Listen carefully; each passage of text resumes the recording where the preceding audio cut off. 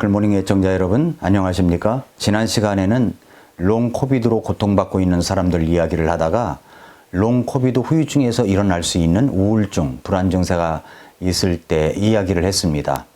아니, 이런 문제가 아니더라도 마음이 짓눌릴 때, 우리는 이럴 때, 내가 궁지에 몰려 있을 때 과연 하나님은 나에게 어떤 분인가를 우리가 생각해 보고 말씀을 들었습니다. 오늘도 계속해서 그 말씀을 드리겠습니다.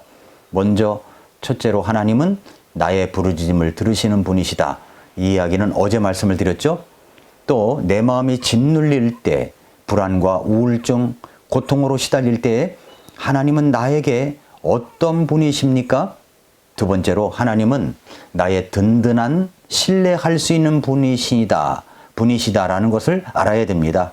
시편 61편 2절에서 내 마음이 짓눌릴 때에 내가 땅 끝에서부터 주께 부르짖으리니 나보다 높은 반석으로 나를 인도하소서라고 말씀을 했습니다. 주님은 나에게 피난처이십니다. 3절에 그랬죠. 주께서 나를 위한 피난처가 되시고. 유대 광야에는 바위들이 참 많습니다. 이스라엘 선교 순례를 갔을 때 유대 광야를 보았습니다. 터키를 갔을 때도 바위가 많은 곳에 굴이 있음을 보았습니다. 유대에도 엔게디 광야에 바위굴이 많이 있습니다. 사해 옆에 있는 엔게디 광야를 보았습니다. 그런데 그 바위굴이 피난처가 된다고 이야기합니다. 다윗은 아마도 그 바위로 피했던 것 같습니다. 바위돌로 만들어진 굴, 그곳이 피난처라고 하는 곳입니다. 주님은 나의 피난처이십니다. 우리는 어디론가 도피하고 싶고 피하고 싶을 때가 있지 않습니까? 특별히 마음이 짓눌릴 때 그렇습니다. 피난처가 있었으면 좋겠습니다. 사람들은 종종 그 피난처를 발견하지 못하여 극단적인 선택을 하는 것입니다. 극단적인 선택을 하는 것이 그곳이 피난처라고 착각하는 것이죠. 그런 분들은 도망갈 데가, 피할 데가 거기밖에 없다고 생각하기 때문에 그런 일을 벌이는 것입니다. 그러나 그것은 잘못된 생각입니다. 진짜 피난처는 우리 주님이십니다. 문제가 꼬이고 마음은 짓눌려 올 때, 어디론가 피했으면 좋을 때 그 피난처가 바로 우리 주님이시라는 것입니다. 우리의 피난처는 예수 그리스도이십니다. 굴 속에 들어가 잠시 피하듯이 그렇게 우리 주님께로 들어와 쉬시기를 바랍니다. 주님은 나의 피난처이십니다. 이걸 먼저 알아야 됩니다. 또한 주님은 피난처일 뿐만 아니라 주님은 나의 견고한 망대이십니다. 망대. 오늘 말씀에 그랬죠? 3절에 주께서 나를 위한 피난처가 되시고 원수를 피할 견고한 망대가 되셨나이다. 망대는 영어 성경에 보면은 스트롱 타워로 아주 강력한 탑을 말합니다. 적들이 공격해 올 때 적의 공격으로부터 가장 안전하게 거할 수 있는 요새를 말합니다.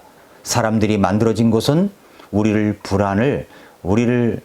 불안을 잠재우기 어렵습니다. 그러나 우리 주님이 망대가 되신다면, 스트롱 타워가 되신다면 우리는 안전하게 거할 수 있습니다. 적이 공격해 올 때 우리는 안전한 거처를 찾습니다. 이스라엘에서 대표적인 견고한 망대와 같은 요새 역할을 한 곳이 마사다라고 하는 곳입니다. 기원 후 66년 이스라엘 백성들 간에 로마에 대한 저항운동이 일어났습니다. 그러자 로마의 티투스 장군이 로마 군인들과 함께 이스라엘을 공격했습니다. 이 공격을 피하다가 마지막까지 간 곳이 바로 마사다라고 하는 요새입니다. 이 마사다라고 하는 요새를 올라가 그 안에 있는 사람을 공격하기란 너무나 힘들었습니다. 마사다라는 요새는 천연의 요새요. 쉽게 공격할 수 없는 요새였습니다.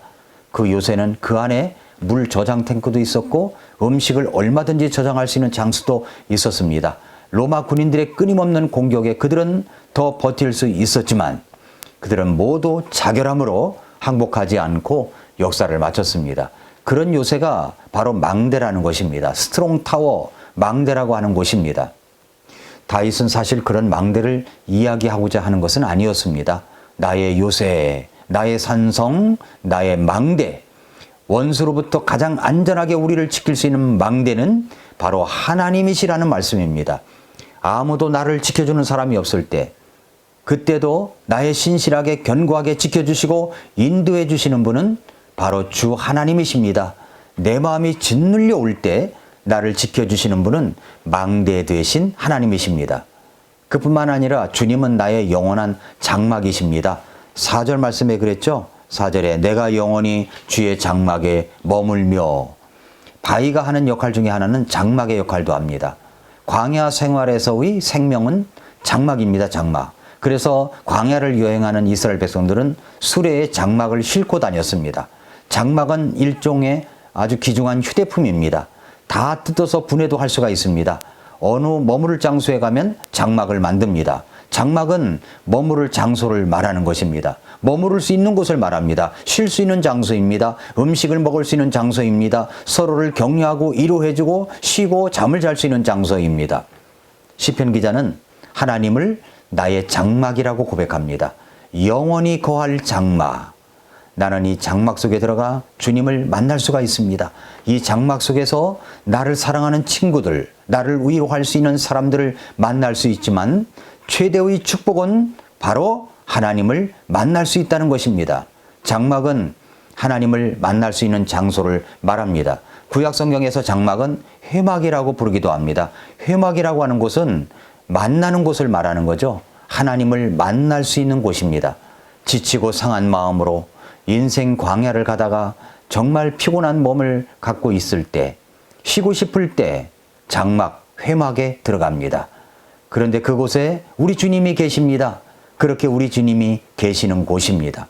내 마음이 짓눌려 있을 때 쉴 수 있는 장막이 필요합니다. 그 장막은 주 하나님이십니다. 우리 주 예수 그리스도 아닙니다.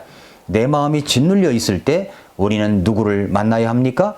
우리 주 예수님을 만나야 하는 것입니다. 다윗은 그것을 이야기하고 있습니다.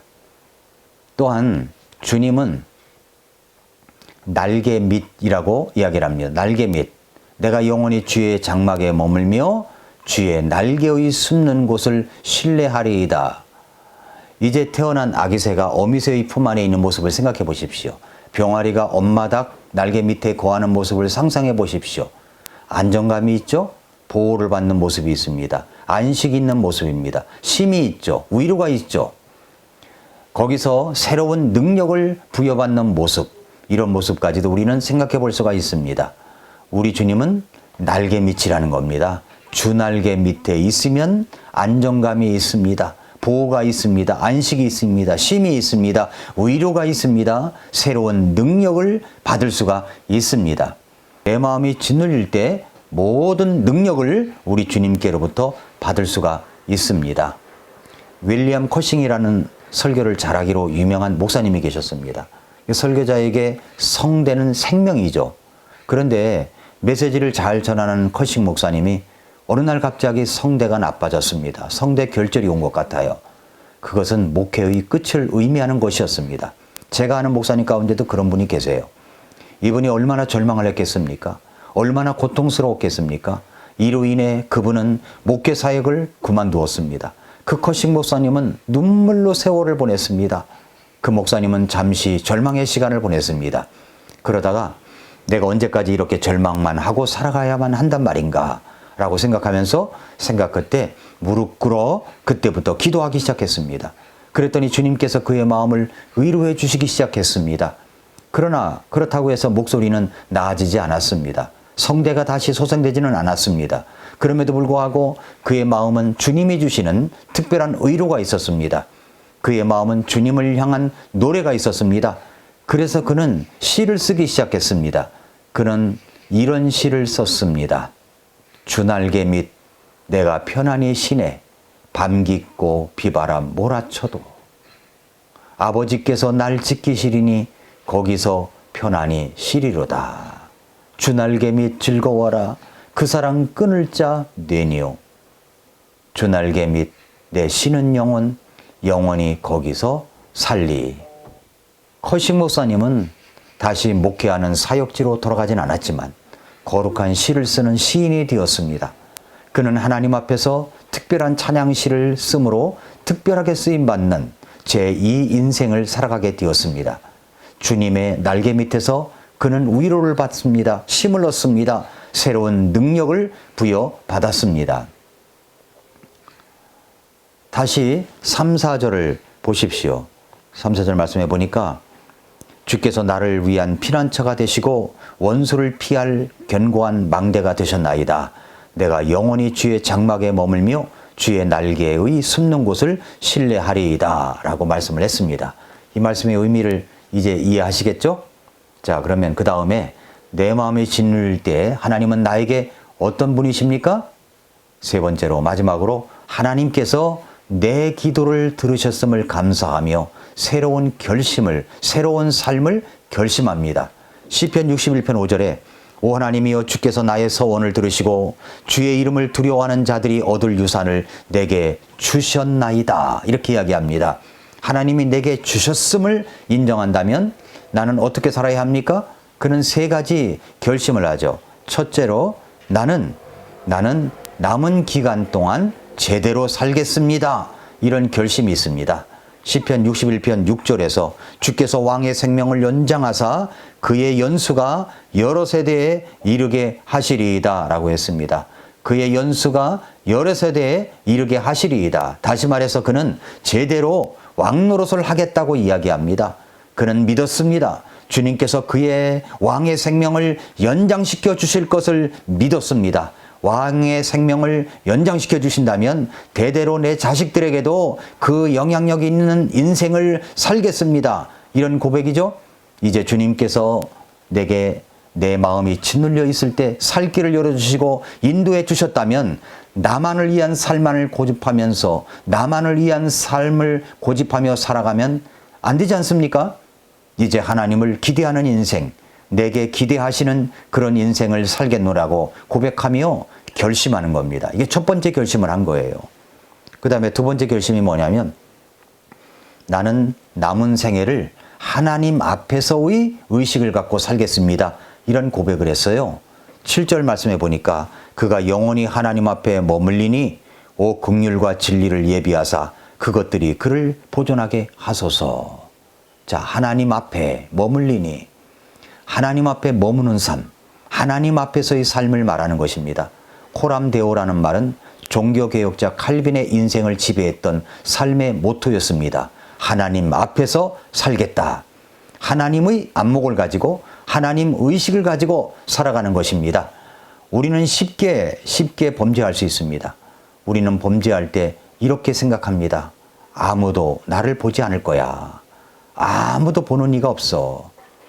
그러나 그런 말이 있지 않습니까? 아무도 보지 않을 때 당신은 누구십니까? 다윗은 아무도 보지 않는다고 생각하였는지 그는 범죄를 저질렀었습니다. 아무도 보지 않는다고요? 아닙니다. 하나님께서 보십니다. 하나님께서 불꽃 같은 안목으로 여러분을 보고 계십니다. 하나님이 나를 보십니다. 하나님이 나를 지키십니다. 끊임없이 하나님 의식을 가지고 살아가는 것이 얼마나 중요합니까? 다윗은 왕이 되고 나서도 어쩌면 하나님을 의식하지 않고 살아갔는지도 모릅니다. 그래서 그는 아무도 보지 않는다고 생각했기 때문에 우리아의 아내를 범했지 않습니까? 하나님 앞에서의 의식을 가지고 살아가는 것, 그것이 바로 우리의 결심이 되어야 됩니다. 그렇게 살겠노라고 고백해야 합니다. 마지막 결심입니다. 나는 이제 결심한 대로 살아가겠습니다 하는 고백입니다. 그래서 8절 말씀해 보니까 그리하시면 내가 노래로 주의 이름을 영원히 찬양하며 날마다 나의 서원들을 이행하리이다 라고 고백했습니다. 다시 말해서 결심한 대로 살겠노라고 결심한 대로 살겠노라고 고백하는 거죠. 다윗은 그렇게 고백을 했습니다. 하나님, 한 번만 더 기회를 주십시오. 주께서 이 사태를 수습하시고 그리고 저에게 새로운 인생을 제2의 기회를 주신다면 나머지 인생을 주님을 위하여 살아가겠습니다. 그렇게 서원한 것들을 이행하겠다고 고백을 합니다. 고백을 했어요. 사랑하는 애청자 여러분, 성도 여러분, 다윗도 마음이 짓눌려 고통 가운데 있었을 때 하나님께 부르짖음으로 기도를 시작했습니다. 그저 짓눌림을 회복하고 싶어서였을 것입니다. 고통을 피하고 싶어서였을 것입니다. 그런데 그의 기도는 이제 제대로 왕노릇하고 싶다고 고백하는 것으로 이어집니다. 왕의 생명을 연장시켜 달라고 합니다. 그래서 이제는 서원을 날마다 갚는 인생을 살겠다고 고백하고 있습니다. 여러분의 마음이 짓눌려 있다면 기도를 시작하십시오. 그런데 그 기도의 시작은 여러분이 상상할 수 없을 정도의 놀라운 변화를 가져다 줄 것입니다. 마음이 짓눌려 있을 때 주님께로 오십시오. 주님은 피난처이십니다. 여러분의 장막이십니다. 주님이 날개 밑이십니다. 내 마음이 짓눌릴 때 하나님은 여러분에게 어떤 분이십니까? 오늘도 미라클 모닝입니다.